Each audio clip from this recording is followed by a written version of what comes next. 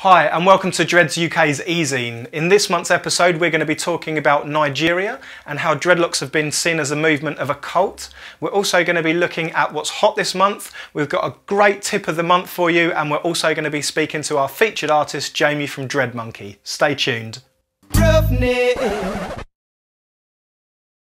So we'll just cut straight in and say hello to Jamie. So we're going to go over to Jamie now, live in Brighton. Are you there, Jamie? Hi there, thanks for having me on. And how's the weather over there in Brighton? It's grey and dreary, unfortunately, but we had a nice weekend at the carnival, so can't complain too much. So I suppose the first question is, when were you first introduced to dreadlocks? It was Rage Against the Machine. That was the big band that I got heavily into when I was in my mid-teens. And yeah, that video of Zach de la Rocha going for it with his dreads was a real tease. I was like, yeah, got to try that. And then, yeah, amongst other bands, Korn was another big one I loved. The video for Blind, in fact, was one of the ones that really made me want dreads at the time. How did you find dreadlocks? What happened? When did you first get yours? I went initially to an African place in Reading, and they backcombed it and caked it in pure beeswax, and they were like candles. You could bend them and they would just hold their shape, and they were very, very heavy, and I wasn't very happy with that. And I figured that was probably how it's best to do Afro hair, but it didn't really work with Caucasian hair. So after a long time with some brown paper and an iron, I managed to get all the wax out, comb them out, and sort of gave up for a while. And then I went to Pepe's in Camden, and they backcombed it and crocheted it, and then started singeing it with a lighter at the end and rubbing it really quickly. And I was like, what are you doing? What are you doing burning my hair? And they were like, oh, we're just getting the frizzy bits off. And of course it stunk to high heaven, and I managed to empty a tube carriage on my way home because of the smell. And they were very expensive. And so I thought I'd better work out how to do them myself. And after trying interlocking and other methods I've seen online, none of them really worked that well. And then I went traveling to Thailand and saw the guys doing it there. And of course the Thai hair's really thick, really straight. And for them to be making really beautiful dreads out of really straight, thick hair, I was really impressed with. So I just sat and chatted to the guys and watched what they were doing, and then practiced on my own. Started doing friends' hair, and then friends of friends started asking, and then people I'd meet in the street started asking. So I just started charging a small amount for it, and then built the website and put the Facebook group up, and it's just grown and grown and grown over the years. And now, yeah, I've had people still coming back to me from when I was 16, 17, even today. I remember back in the day when I first started making dreadlocks after my time at Tony & Guy. I'd hit the road. I hadn't met anyone else that was really making dreadlocks and didn't know anyone even at the time. And I was passing through Reading and we crossed paths, and you were making dreadlocks at the time as well. When did you first start making dreadlocks? I think I've been making dreads for about 15, 16 years now. And I got mine when I was 15, so 18 years ago. And there was very few people doing it. I think Pepe's in Camden was there, but they were specialising in the kind of like Cyberdog neon kind of dread stuff. I'm not sure if Camden Locks was there at the time. And there might have been one or two other people around, but like you say, there was very few people back then that were doing it. Especially with the crochet method, there were lots of salons doing sort of backcombing and interlocking and waxing, but very few actually using the crochet itself. Having been a stylist for a number of years, we've encountered a number of problems, we've found solutions to those, and ultimately gained a lot of experience, so when we face problems again, we can deal with them with our clients. However, there's a lot of people out there that don't have any experience at all. They've gone out and offered their services and just wrecked people's hair. Have you experienced that as well? What's been your experience with that? Yeah, I've seen it a lot. I think one of the most common things with people that are inexperienced with doing dreads is the sectioning. And what you see is that they have nice, neat small sections at the back where they start doing it, and then they get more and more tired and they just want it to be over, and they start making bigger and bigger sections. And so when you get to the front, the sections are 2 or 3 times bigger than they are at the back. And of course you get uneven width of dreads, and large bases tend to get messier quicker because the hair's further away from the base of the dread. And it just looks barer as well if you've got a 3-inch massive section at the front, and and that's one of the most annoying things, because there's nothing you can do about that, really. I mean, you can't, aside from combing out the dread and splitting the section, you can't just cut a dread straight down the middle. It's just going to fall apart. So that's probably the biggest bugbear that I noticed the most. I mean, the other one is obviously interlocking.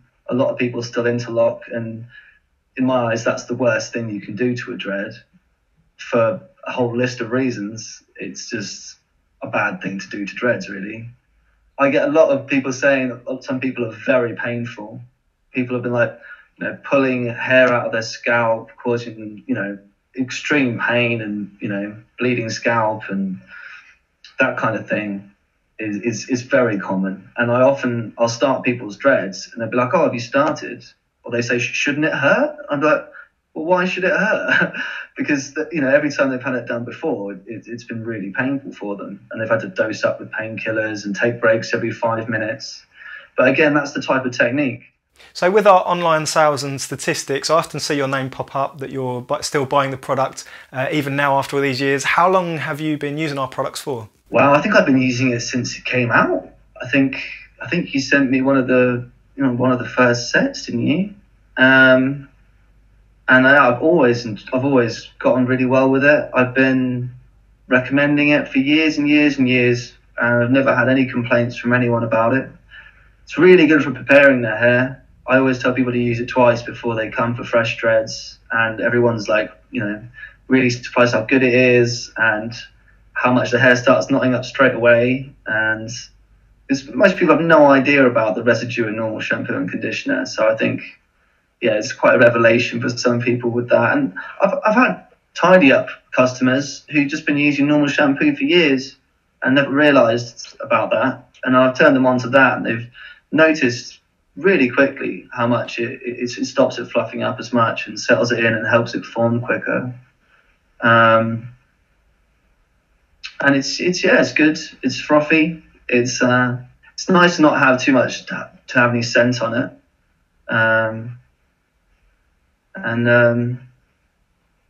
No bad reviews at all.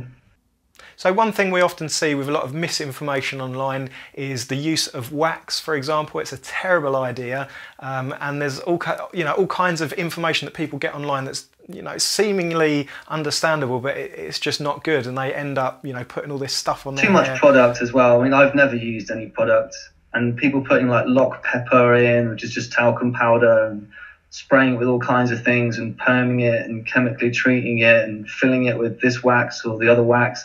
I've seen people with super glue in their dreads and rubbing them with candles and all kinds of stupid stuff. It's kind of surprising what people end up putting in them. And even when started doing dreads years ago, that was the common way. I mean, you'd backcomb it and you'd cover it in wax. But in my eyes, that's because they weren't either impatient and just wanted them to look fully formed immediately, or because they didn't have the skills of crocheting to make it look good straight away. And so the only way to do that is to cake it in wax, or as in Pepe's case, burn it. Those are the most common bugbears, I think, with other locticians. So what other products have you used in comparison?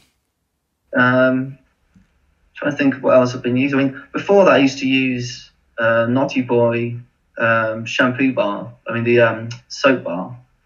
But I always found that dried your scalp out a bit more. I think the same principle as the difference between using soap and shower gel on your skin. It removes from all the natural oils. And I think any kind of soap bar is going to leave more residue in the hair. Whereas, a gel shampoo, I think yours was one of the first gel shampoos from England that didn't have any of that other crap in it and didn't have any other stuff on top.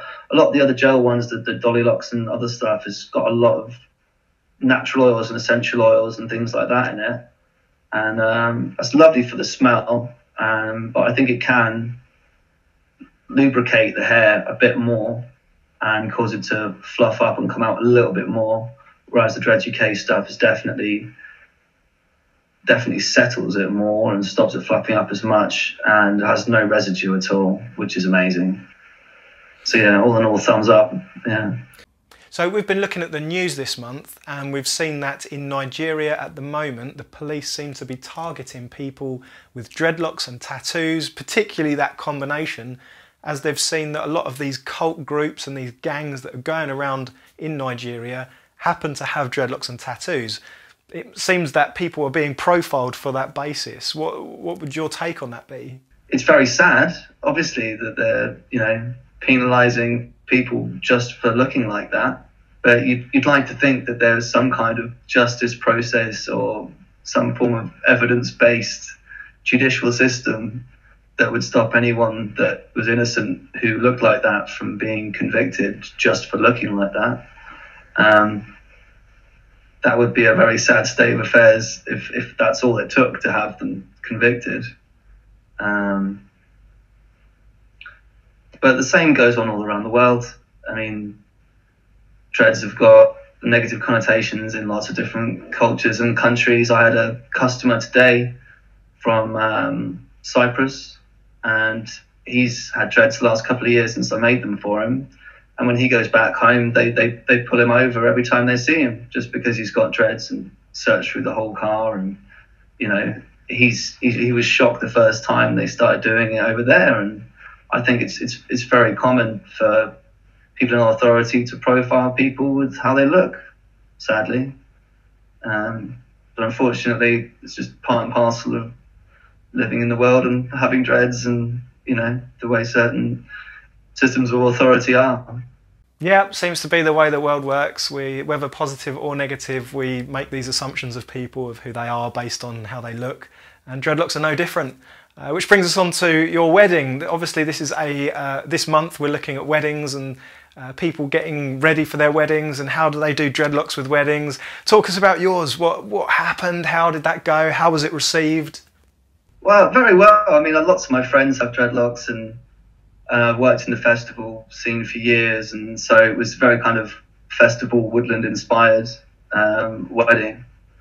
And both our families are very different, some more conservative, some less so, but everyone was very accepting of the situation. A lot of them said they'd never been to a wedding like that before, and they were really shocked at how much they enjoyed it, how much fun it was, and how much different interactive things and music there was going on.